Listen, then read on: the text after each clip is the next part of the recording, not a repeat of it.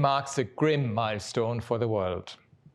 The people of Gaza are now grieving 40,000 Palestinian lives lost, according to Gaza's health ministry. Most of the dead are women and children.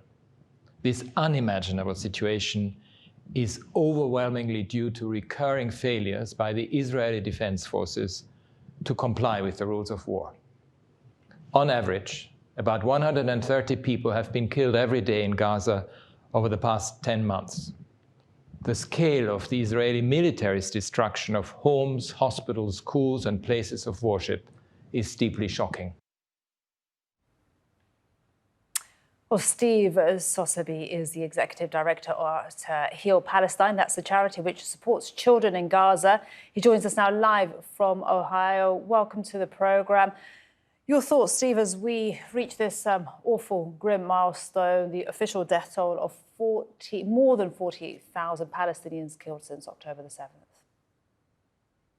I think all of us are deeply shocked as human beings. All of us are deeply disturbed by the scale of cruelty and destruction and killing, particularly of women and children, particularly of children, as we know that nearly 2% of all children in Gaza have been killed by bombs and the effects of bombs in the past 10 months. If you add that number with the actual figure of kids who, in addition to those who've been injured by bombings, are also those who have died from the lack of access to medical care, to food, to clean water, to shelter. That number is much, much higher, as we all know. But I think it's important for me as an American to acknowledge what Mr. Turk said, while highly relevant, doesn't diminish the responsibility of my government. It's a little bit like a drug pusher and someone who supplies the drugs. In this case, the United States is providing the weapons that are killing innocent civilians in Gaza. And it's my responsibility as an American to try to undo that by providing medical care and humanitarian aid for the people there. But it falls far short, of course, of what the actual response could possibly be to help the people there.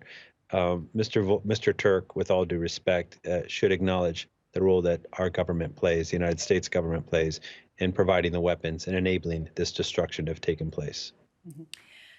On that point, Steve, to use the phrase that you just used there, it's like the drug pusher supplying the drugs, that being the role of the United States. Where is, or could there ever be, accountability, given, as you touched upon correctly, that the figure is much higher, and according to the Lancet journal, it could be more than 186,000 people. That's reasonable, and it's probably much higher than that. I can tell you that I've been working in Gaza, providing humanitarian aid there for over 30 years. And the work that we were doing prior to October was providing medical care for children with birth defects, with heart conditions, with cancer, with medical needs that could be provided within the local health system. Well, that health system's been destroyed, and children who are born with heart defects or in need of cancer care, or have any other kind of medical condition, cystic fibrosis, cerebral palsy, all the things in a normal society you see children suffering from, those kids don't get treatment, and many of them die. And we've seen that. We know that very well. So the number could be much, much higher. All of it's related to what's happened in Gaza since October, and all of it is the responsibility of the international community, particularly my government.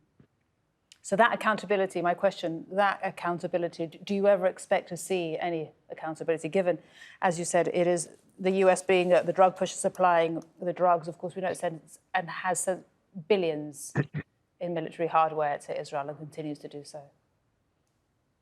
No, there won't be any accountability. We know that. The United States bombed Vietnam and killed over 3 million Vietnamese civilians. There was no accountability for that. My government, of course.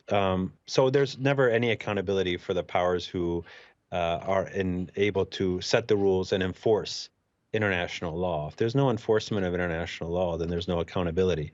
And in this case, there's no enforcement of international law. Thank you so much for speaking to us today, Steve Sosebee. Really appreciate your thoughts and time on this grim milestone day of more than 40,000 Palestinians officially killed. Thank you so much for joining us live from Ohio. Thank you. You're welcome.